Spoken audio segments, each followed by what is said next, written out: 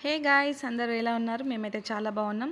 ఈ వీడియో వచ్చేసి మేము ఈ సంవత్సరం 2024 వరలక్ష్మి వ్రతం మా ఇంట్లో ఏ విధంగా జరుపుకున్నామో అదే అండి. క్యాజువల్గా ఎప్పుడు చేసిన లాగానే కూడా ఈసారి కాకపోతే నేను అమ్మవారిని ఇంకొంచెం పెద్దగా ఇంకా అందంగా బ్యూటిఫుల్గా రెడీ చేశాను. సో ఇదంతా కూడా ఆ రోజు శుక్రవారం రోజు మార్నింగ్ ఉదయాన్నే 5కి లేచి ఇవన్నీ అరేంజ్మెంట్ చేసుకున్నాను. అమ్మవారి అలంకరణ అయిపోయాక కలశం కలశం పెడతాం కదా, సేమ్ అందరూ పెట్టినలాగానే కలశం పూజ చేస్తాము. నెక్స్ట్ అమ్మవారికి నేను ఎవ్రీ టైం కూడా 5 రకాల ప్రసాదాలు తయారు చేస్తాను. సో ఇప్పుడు కూడా 5 రకాలే చేశాను.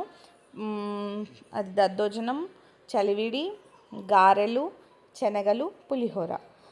సో ఎందుకంటే చిన్న పాప ఉంటుంది, ఎక్కువ ప్రసాదాలు కాదు కాబట్టి నా వల్ల 5 అయినాయి కాబట్టి నేను 5 చేశాను.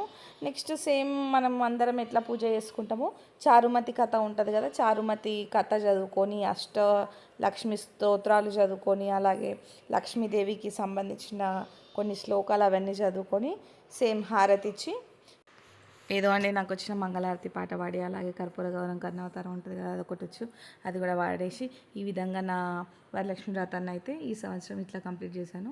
సో మన ఆడవారికి అలాగే ఈ వ్రతానికి చాలా ముఖ్యమైనది అందరికీ వాయినాలు ఇవ్వడము. సో నేను నా పాపతో వాయినం ఇవ్వడం స్టార్ట్ చేశాను. అలాగే ఇరుగు పొరుగు అందరినీ నాకు తెలిసిన వాళ్ళని పిలిచి వాళ్ళకు కూడా వాయినాలు ఇచ్చాను, అలాగే ప్రసాదం పెట్టాను.